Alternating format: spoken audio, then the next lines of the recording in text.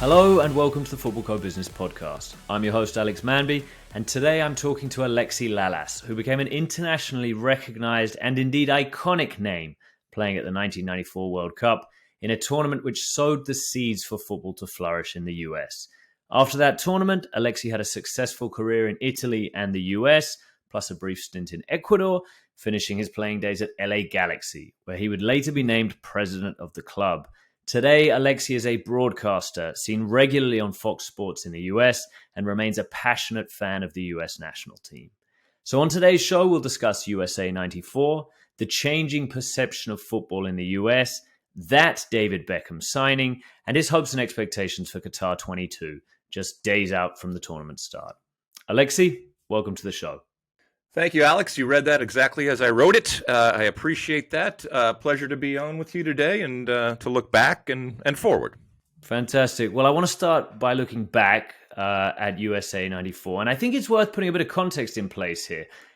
This tournament took place 2 years before the MLS even started. It took place 10 years after the NASL was disabled, and yet here you are with the US national team representing the host nation in the World Cup. What was soccer like at the time in the US? Did the media take it seriously? Did fans? Yeah, I mean, it was Wild West. Look, I am sitting behind this microphone and talking to you from my house here in Los Angeles because of the World Cup in 1994. It changed my life forever. I lived the power of what a World Cup can do to an individual, but more importantly, I saw what it did to my sport from around the world in terms of the perception, but more importantly, internally in terms of the perception. And it fundamentally changed. It was a marker, if you will. And I tell this story all the time. A couple of weeks before the World Cup in 94, I got on a plane, took my middle seat, which is how we traveled back then as a national team. And I sat down next to an older woman and we struck up a conversation. And she eventually said, what do you do? I said, well, I play soccer. And she said, well, what's your job? I said, well, I play soccer. And she said, well, what do you do for money? And 2 weeks later, I'm in front of 1 billion people playing in the World Cup. And I only use that to dramatically illustrate how strange the landscape was, but the potential that existed. And whether that's that woman who went on over the next month to have a greater appreciation for the game, or maybe more importantly, an entire generation that I still meet to this day that comes up to me and says, that summer fundamentally changed the way that I look at the game. And then a few summers later with the 1999 Women's World Cup. But, that is a marker, like we say, in terms of this incredibly strange and actually long history of soccer in the U.S. That is a huge, huge seminal moment when it comes to how everything fundamentally changed for how we look at the game, how we play the game, and how we approach the game. So here's a bit of trivia for you, and this surprised me when I was doing a bit of research. Because I was sort of trying to work out, what was the US audience like at that time? And my perception at the time, which maybe was a misperception, was that nobody knew anything about the game and nobody cared about the game. That US 94 World Cup is still to this day the highest average attendance at any World Cup, 69,000 people. So who were these people? Were they soccer fans? Did they come from other countries? Or do US sports fans just love a big event and they just wanted to get involved because they knew it was happening on their territory?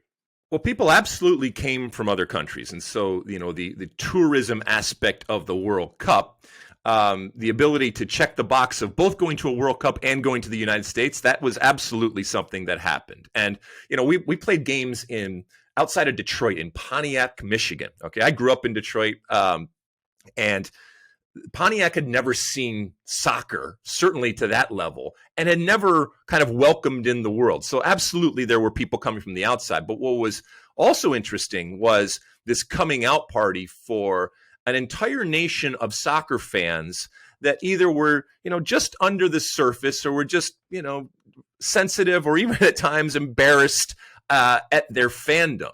And look, I believe that I'm, living in the greatest country in the world. And part of our greatness, I think, stems from our incredible diversity. And through that diversity, we have fans of the game and also fans of national teams and countries that aren't necessarily our own. That's changed over the years, But the reality is that the people that populated those stadiums and the people that watched that World Cup were fans of the game. And we're all of these different ethnicities and nationalities that make up this melting pot that is the United States. We have a lot of soccer fans. We had it back then, and we have even more right now, which makes me so excited about what's going to happen in 2026. The fact is that they're desperate. They're disparate, right? They follow so many different teams because of the cultural diversity that we have in our country. And I think that was on display. I mean, you look at the Italian American community that we have, the Mexican American community have, the Irish, all of these different things. It came to bear, and there was this celebration through the game of our country, within our country, by a lot of people that had this connection to this game, that were given this outlet in that moment. It was wonderful to see kind of everybody come out of the woodwork and celebrate this game in different ways through their different teams. I think everybody remembers their first World Cup, or all soccer fans do. I certainly remember my first World Cup, and it was USA 94, and maybe I'm kind of giving my age away a little bit there. But I remember it just having this kind of flamboyance, this showmanship. And I don't think that was just because it was my first World Cup. I remember it kind of being like that. And I remember the US national team as well, because I didn't know anybody on the US national team. I'd been following football for enough years that I knew most of the countries, I knew a lot of the players, but I didn't know anything about the US national team. And it felt like you guys embodied what was going on with the tournament as a whole, which was this sort of everything that you're just talking about there, about the US kind of putting the front foot forward and putting on a show for the world. Did you see it like that at the time, or were you just trying to win as many games as possible? Yeah, we saw it. I mean, it was to a certain extent strategic, and certainly from a individual perspective, I recognized that this was an opportunity and a platform. Also, it was the 90s, and so big, kind of flamboyant, colorful, in-your-face types of aesthetics were part of the 90s. I have always considered myself a performer and an entertainer, and that's not a pejorative. I look at myself as, I rehearse, which is the same thing as training. I get up on stage, which is the same thing as going out on a field. I wear a costume, which is the same thing as my uniform. And I project a character and play a character, which is what I did. And so, the aesthetic that I had personally, with the hair and the goatee, and then you add on this costume that was very, very big, bold, brash, arrogant American, faux denim and stars and stripes and all that kind of stuff. I think it resonated at home, but I think, to your point, I think it also resonated around the world. And I knew, and we knew as a team, that we were introducing ourselves to our own country, but also to the world, and that people were tuning in and were going to make, right or wrong, fair or not, judgments about where we were in the world pecking order of soccer relative to what happened on the field. And as a host nation, in the past, all the host nations were kind of bigger countries within the game. And so there was a real pressure on us to get out of the group, because that equated to success and credibility, and an acknowledgement of we are on the right path. And that's easier said than done. But that was the goal of the team, was to make a mark individually, collectively, and ultimately to set soccer forward and, on its way, hopefully, by the resonance that we had internally from our country, but also the resonance around the world. Were you aware, going back to that point about personally what you look like, the goatee, the hair, it is an iconic image. I think people think US men's national team 94 and it's your face that they see. Were you aware of that at the time, or was that just you, guitar playing rocker, putting your, showing what you're about? Because you said at the start of the podcast that actually everything that happened, that tournament laid, with the first stepping stones on, for everything else that happened after that. At the time, were you aware this is brand Alexi Lalas and this is my chance to show the world? Or was it just one of those things? So you said the word brand there, right? Back then, we didn't call it a brand. Nowadays, it would be called a brand, and you would cultivate your brand.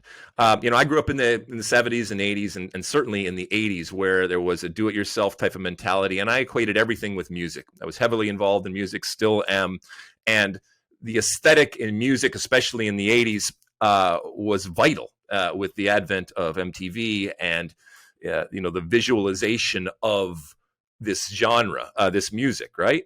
And so I knew that it was something that I wanted to project. And sometimes when you say that it was calculated and cultivated, people associate a lack of authenticity. That's not the case at all. I was incredibly comfortable in the persona that I was inhabiting and the character that I was and the aesthetic that I was cultivating. And because it came from me. But I also recognized the impact and the effect that it had out there. And I didn't want to be just a shrinking violet. And I didn't look at sports, and in this case, soccer, as above that or anything. And I knew that, eyes were going to be on you. Now, with that attention comes expectation and responsibility. And you can't just be a clown, even though you may look like a clown. You have to back it up. Even if you're a clown, by the way, you got to entertain and you got to be on your game when it comes to being a clown. And so I recognized that the balance needed to be there in terms of playing well as a team and individually, if you're going to look the way that I did individually and look the way that we did as a team. And we didn't take that lightly, but yeah, I knew exactly what I was doing, and I don't apologize for it in the least. And like I said, I inhabited that persona for a long time, and it was incredibly comfortable and obviously incredibly rewarding. I want to just, some people look at this podcast on YouTube and they see the video, but more people listen to the audio on your podcast platforms. And I just want to quickly let those who are listening in know what your background is. There is a huge United States of America flag behind Alexi's head, flanked on either side with two guitars. So, talk about authenticity. I'm looking at it right now. That's fantastic. Alexi, I think it'd be an interesting comparison to do USA 94 versus Atlanta 96, which of course you participated in both. And I'm talking more about how you felt the media scrutiny, how you felt the public pressure. On the one hand, you got USA 94, it's just football. Everybody's just focusing on the US men's national team on the pitch. But you're the underdogs. Nobody's really expecting you guys to do anything. You haven't won a game in 44 years at the World Cup, right? On the other hand, you've got the 96 games where the USA has to finish top of the medal table because the US always finished top of the medal table and it's on home soil as well. So you kind of think, okay, more pressure, but then it's more Michael Johnson and the rest of those guys who are probably getting more pressure. So what was the comparison you make between the two? Yeah, it's such a weird situation that we have in the United States with our relationship soccer-wise to the Olympics, because we all know that from a soccer perspective, the World Cup is far and away a much greater, not just accomplishment, but platform, right? And yet, growing up in the United States, it's always been about Olympics, Olympics, Olympics, Olympics. And having played in a World Cup first and then going to an Olympics, it wasn't a letdown, but sharing that stage, like you said, with so many other sports and so many other athletes and those different sports and athletes, taking the air, if you will, and the opportunity out of it, it made it very, very different.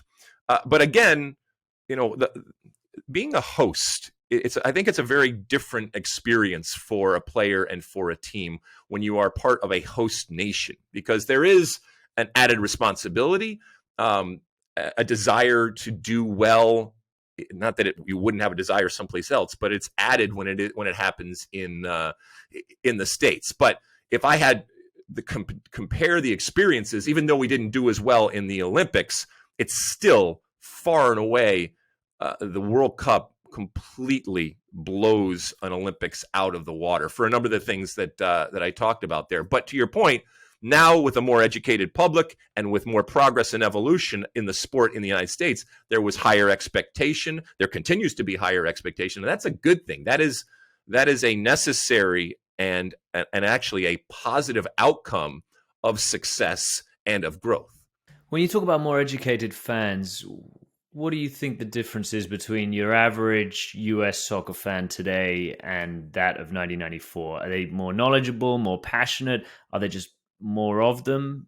What are the major differences? Well, so there's definitely more of them, and you can look at everything from the advent of Major League Soccer, which started in 1996, or NWSL, and a bunch of leagues that have come there, but also simple things like, well, not simple things, but incredibly impactful things like the FIFA game or something like that. We have a whole generation now that has grown up with soccer being part of their accepted sports palette out there, and that's a good thing. I always argue that I think that American soccer fans are the most educated out of necessity, because we are constantly either ourselves doing it or having others do it, comparing, contrasting with the rest of the world.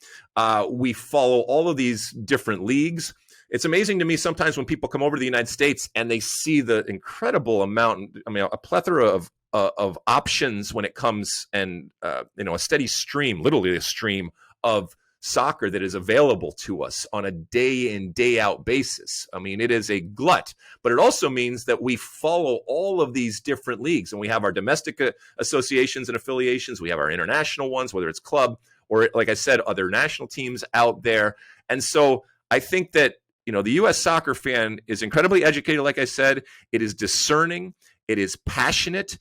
It is incredibly protective of what we have kind of created over here, which, while a part and a member of the game internationally, we've created our own little version of it over here in terms of our fandom and how we go about that each and every day. And it's been fascinating to see it grow and morph into what it is today. But if I look and compare and contrast with what it was back then, yes, there's more. I think they were more educated, and there's so many more outlets and pathways, literally as a player, but also as a fan, to absorb and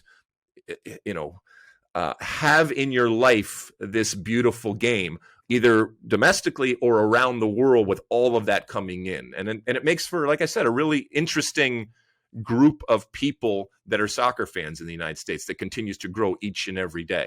I talked to both your brother and Darren Eales when he was at Atlanta United about these local idiosyncrasies. And in fact, they were talking more local, like, Atlanta Sure. or Detroit or wherever else, rather than necessarily on a kind of nationwide point of view. But it's interesting what you say. Do you sense there's a kind of struggle for the US soccer fan between, do we try to adopt what the Europeans are doing and do we act like them, versus, we're American and this is the way that we do things over here? And actually, I say that about the US soccer fan. I wonder if it's also true for players and perhaps even for commentators or pundits like yourself. Yeah. I talk about this all the time, and our insecurity and inferiority complex is legendary. And, it comes from kind of being beaten down and told what we are not, and also coming from a culture where soccer isn't king. And we have, plenty of sports and leagues that are the most successful in the world that have an incredible head start. And so, yeah, we take things personally, but that's starting to dissipate. I'm seeing with new generations that come on, like I said, that haven't had to fight the same fights, and therefore look at soccer no differently than they look at American football, or hockey or basketball or any of the other sports, baseball that we have out there. And that's gratifying for me to see. And eventually the old guys like myself will die off, and that insecurity will, like I said, dissipate as we go on. But there's also, I think, something that isn't going away, and that is a collective understanding and ultimately an acceptance, and a real ownership that comes from this version of the game that we have constructed over here. And a now kind of popular desire not to apologize anymore for what we aren't, either on or off the field. And for a long time, that wasn't the case. We're caught in this world where we want to be part of the world's game, and therefore we're bending over backwards to try to accommodate and adapt and adopt the world's game in what we are doing. And in doing so, I think at times we became incredibly inauthentic to ourselves as a country and to our sport. And it's like, I raise my hand. We've all done it before, and it's okay, because I think it's part of the process. But I think where we've come out the other side is that we're not going to apologize. We do things at times differently, either on the field or off the field, in terms of what we are doing, but it's still ultimately the same game. And even leaning into the fact that we are bringing some of our American sensibilities to the game, and that's okay. And not that you need my permission or anybody else's permission, but I'm excited and happy that we've gotten to a point where more are saying, yeah, that's okay. And we'll still take shots, and people will laugh and roll their eyes at different things that we do. But I almost look at that now as a badge of honor in the way that we are going about things. And we are, I think, at times proud disruptors of the game. And unlike every other sport, pretty much, or most other sports out there, we are coming at it from behind, and we are coming at it from a place where we're not the best. And that's a very unique and different and strange place for American sports to be in. You've definitely rung a bell with some of the stuff that Darren Eales said there. I remember when I talked to Darren, he said, I asked him, what did you take from the UK over to the US? Like, what was the most important thing you learned while you were in English football that you took over to the US? And he said, you know what? Actually, just going with an open mind was the best thing. And I'll take a lot more back from the US to England if I ever go back there. Now, he's at Newcastle now, so I'd be very interested to see, like, does he follow either the approach that he took at Atlanta? He said it was the biggest, longest pub crawl of all time or something. I forget the exact line, kind of saying basically it was just go and have a drink with fans. But I kind of realized, yeah, okay, maybe I'm coming from a slightly sort of bigoted way. England is, we invented the game. Everything should be like this. And he sort of said, no, you got to look at it a bit differently. Anyway, Alexi, I want to talk about what for me stands out as what probably must be the biggest moment in the history of US soccer, or certainly the MLS, and that's the signing of David Beckham. You were president of LA Galaxy at the time. I remember when this news hit, it was enormous. It wasn't back page, it was front page. Everybody was talking about it. Tell me the story about how that came about. So I finished playing when I was about 33 years old, around 2003, 2004, and I was working for the Anschutz Entertainment Group, in that they were the owners of the team that I was playing for at the time, which was the Los Angeles Galaxy. I came to that moment that a lot of players come to, where I walked into a room with our coach, and he said, listen, it's not happening for next year. And I said, well, I'll take less money or whatever. And he said, it has nothing to do with money. It's just, we're moving in a different direction. Fair enough. We've all had it at that point. And then you walk out that door and it closes, and you can go a number of different ways if you're lucky, and maybe you have another team to go to. I didn't have another team to go to, but that door closed and another one opened in the form of going into management. And like I said, I was very young, certainly inexperienced, but when young players come to me nowadays, I always tell them, look, if you can recognize a jumping off point, take it, because your career will, for the 99.9% of you, it will never end the way that you want. And so if you can see something that interests you, really look long and hard of it. And I'm not the smartest guy in the world, but at least in that moment, I had enough sense to recognize that was a jumping off point that was going to fuel and energize and provide me with other opportunities. And I went into the front offices of a number of different teams, up in San Jose with the Earthquakes, then over in New York with the Metro Stars, and then turned into the Red Bulls. And then finally, I came back to the Los Angeles Galaxy as the president there. And with the Galaxy, we always talked about wanting to do something, wanting to do big, bold things.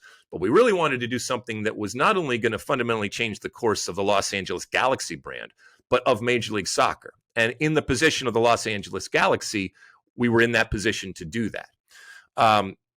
You can do a bunch of different things, but signing not only one of the great players at the time in the world, but also one of the most famous people in the world, that checks a lot of boxes up there. Easier said than done, but the Anschutz Entertainment Group, we had been cultivating a relationship for a number of years with David Beckham through some different camps in anticipation of possibly this happening, right? And then you just, you throw a bunch of money at him and you talk about how fundamentally we are going to change the team and the league and the course of soccer by doing this. and you lay it all out in front of him. And I think he and his machine recognized that this was something different. This was something, a little outside of the box. And that's what we were looking for. And we found the perfect vessel to carry that change in the form of David Beckham. I'm not going to say that it all went perfectly. As you can imagine, David Beckham comes with a lot of baggage, literally with a lot of baggage. But, we made the best of the situation, and the far so outweighed, the good so far outweighed the bad.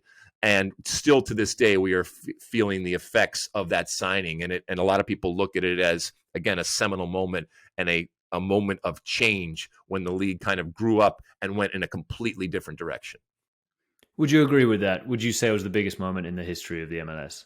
I think so. I mean, I think because of what it signaled in terms of intent, and it did plant that flag and say, we're going to do some bigger things that are going to cut through and resonate, not just for the soccer world, but for the full world. And also, we're going to spend money. We're going to spend a lot of money to do this.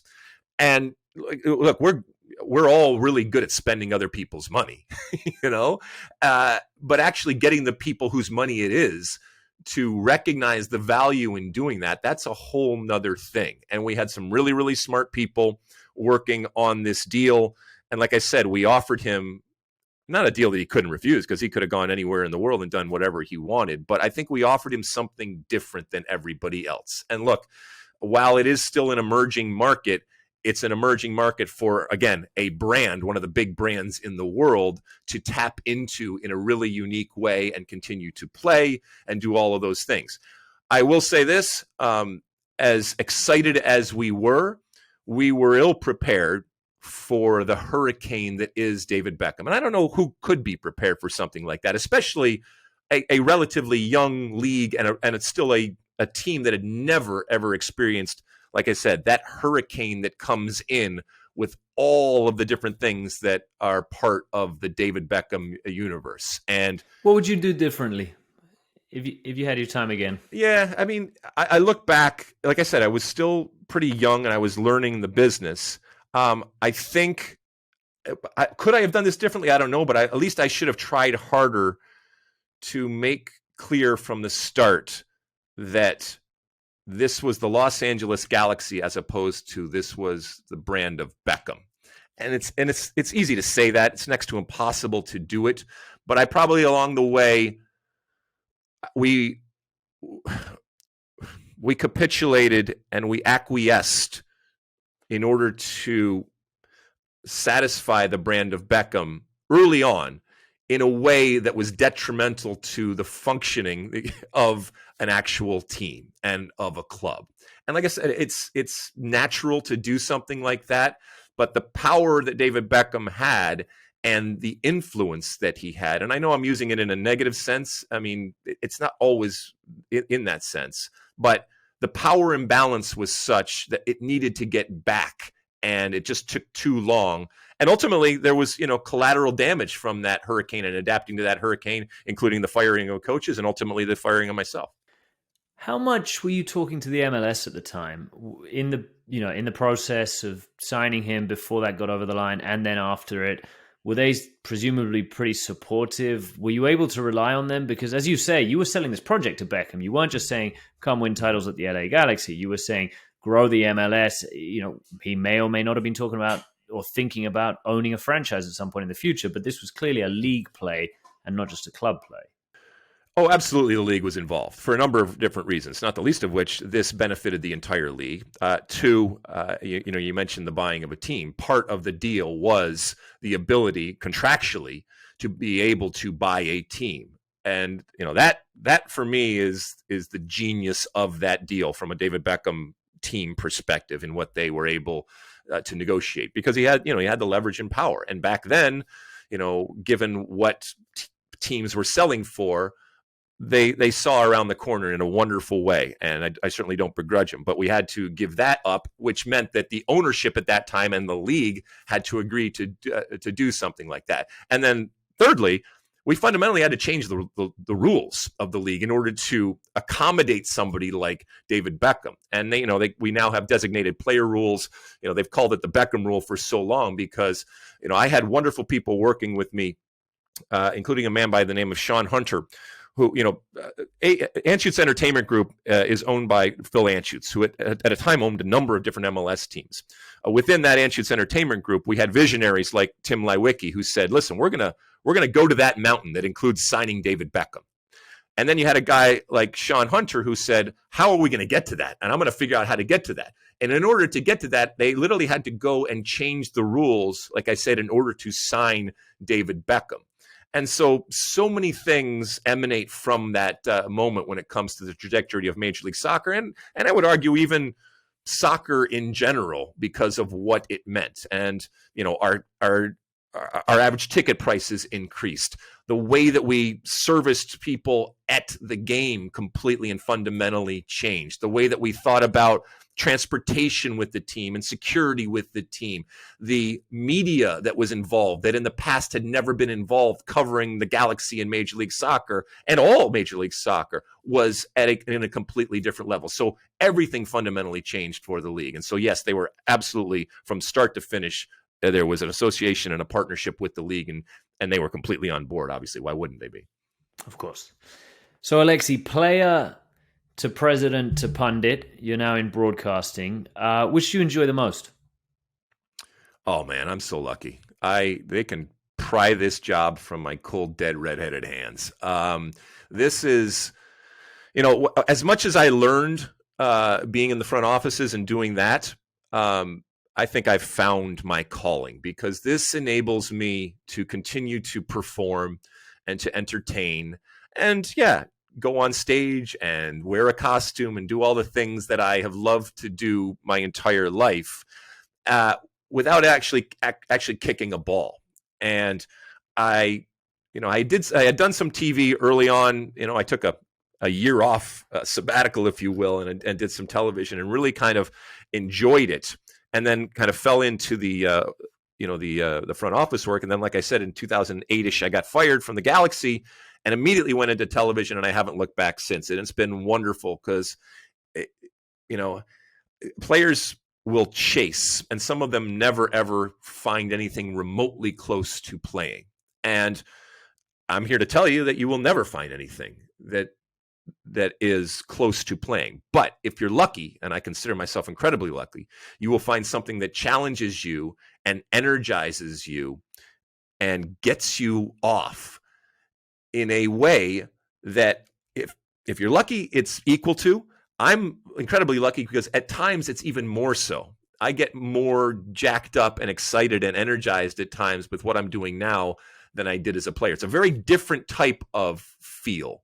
And different type of energy, but I've grown to crave it and desire it and value it in a very different way than playing. And I'm very lucky. There's a lot of players and ex-players that are constantly searching for that, and you'll never find it. So you got to go in a different direction, find something else that, like I said, gets you off in the way that playing does. It feels to me like all three roles can rub people up the wrong way, right? You need a thick skin probably for all three. As a player, you make a mistake, you're getting pelted. As a president, everybody's after you. And as a pundit, you say you like that team, fans of the other team are going to have something to say about that. Do you enjoy that? Do you need a thick skin to do your job? Yeah, I mean, I'd be lying if I told you that I didn't. I'm here to tell you and to dispel any rumors out there. I am human. I do have sensibilities, and I am, I don't like necessarily to have people call me horrible names, either to my face or behind my back or online or whatever. And I've had it all. But you do have to develop a thick skin. And I do kind of, in a certain sense, see it as a badge of honor. I enjoy titillating, I guess. I enjoy debate. I grew up in a household where I was forced to debate and to argue my position regardless of what it was. I love doing that. Our sport doesn't have enough of it. Um, I don't set out to irritate people, but if it happens in the course of natural events, I'm cool with it. And it's okay. I long ago, came to the realization and the understanding and the acceptance that there's not a chance in hell that I'm going to please everybody or make everybody happy. Or have everybody agree with me, and that's not even my at least not while you're on Twitter. No, absolutely not. And social media is a whole nother aspect of a personality and a character out there. And again, just because I talk about characters and entertainment stuff, I want to be very, very clear. It doesn't mean that it can't be genuine and authentic and honest in the things that you are saying, but doing it in a way. And the words that you choose and the way that you choose it, I think that's part of the art. That is part of the skill. I'm still learning. I can certainly get better as we go along. But I love the ability. I love contact and I love interaction. I mean, COVID sucked for any myriad of reasons, right? But the lack of personal interaction and contact with people and discussing and screaming and yelling and arguing, debating and going back and forth, it sucked to not have that. And I know we've kind of established a culture now where we're able from different places to talk as we are doing today, but nothing replaces that personal human on human type of contact that I love so much that went away during COVID. So I love that, and I guess you guys would call it banter, right? So I love that banter. I think we can all agree with that. Absolutely. Alexi, before you go, I can't not ask you about the Qatar World Cup. We're now days, not weeks away from it. How do you rate the US men's national team chances? I'm very excited. I leave next week. We're recording this on November 1st, and it's coming so fast, and it's such a unique, as World Cup. I'm going over there for Fox, and we're going to blow it out from an American perspective. And last World Cup we didn't have a men's team in it, and so we're obviously going to cover this U.S. team. It is going to be the youngest team at the World Cup. With that comes youthful exuberance and a youthful swagger that I think, if harnessed correctly, can really do some wonderful things and make us believe again after what I feel is the greatest failure in U.S. soccer history, which was the U.S. men's team not qualifying for Russia. So high hopes. I'm not cautiously optimistic. I'm just optimistic about this team and what they can do. And again, a lot of the stuff that we've talked about, the ability to continue to push that boulder up the hill that is American soccer and not waste these platforms that we have. It's a labor of love, but it's still a labor, and it's gotten easier, but it's not easy, and it is still pushing it up that hill. And to the extent that this team can do some damage in the World Cup, that would be great. And we are now expecting our team, when it goes to a World Cup, to get out of the group. And, we have wonderful players that are playing at some of the big clubs and leagues around the world, whether it's a Christian Pulisic or a Weston McKennie or a Tyler Adams or a Brendan Aronson or a Matt Turner, all of these players, Arsenal and Chelsea and Juventus and Leeds and different places out there that they are playing. That's all fine and well. But ultimately, when they get back, they have to function as a team. And as you know, the unique aspect of a World Cup in Qatar, that is going to be a story in and of itself from the moment that the ball is kicked, and probably even beforehand, about how we got to this point where we are in this country the size of Connecticut and in one place with no traveling in a November and December World Cup. And it's just so different and unique. And I think those that are able to adjust and adapt the best, either teams or players or even broadcasters for that matter, are the ones that are going to ultimately win. So there is expectation, more than just hopes. There's expectation that the team will do well. To what extent is it kind of a free pass? And I say that because 2018 didn't qualify. So 2022, the team's already done better than last time out. And then, as you said, it's the youngest team. That's because it's got lots of good young players, but it's clearly also with one eye on 26. To what extent do you feel like everything that happens now in this World Cup in Qatar should be viewed through the lens of this enormous event 4 years down the road? Well, it will be viewed through 26, and that in and of itself is not a problem. I think it is dangerous to constantly kick the can down the road to 26 I actually think that 26, whatever success the U.S. may have in 26, I'm talking about the success of the team, because I think in general it's going to be success and make a whole lot of money for FIFA and a lot of people out there. Having said that, whatever success happens with the team on the field in 26, I actually think is going to be relative to what happens in 22. And so, yes, we are seeing this team that is going to mature over the next 4 years, and we can extrapolate it out based on what happens in 2022. But that, to your point, that lets them off the hook, okay? Going to a World Cup is nothing new for the U.S. men's national team, even notwithstanding what happened last World Cup. That was, like I said, a failure, but that was an anomaly and an aberration. Getting to a World Cup is not something that we should break our arm, patting ourselves on the back for. By the way, getting out of a group is also not something that we should be screaming and yelling from the rooftops from. Yes, that is the first order of business, but we've gotten out of the group before. Getting out of the group and doing well in that group of 16 game, that is the next order of business. Keep in mind, we were a handball away, and if we lived in the era of VAR back in 2002, of the U.S. possibly going to a semifinal. So the soccer gods have to smile upon you. You have to have a good team. I think they have a good group. I think they have a good pathway to the round of 16. The United States, England, Iran, and Wales. Okay, your collective wisdom says points. You get to beat Wales and you get to beat Iran, right? So that's 6 points right there. Okay. The problem is that both Wales and Iran are also looking at those other two as their 6 points, right? And then everybody's going to take their chances against England. And while it would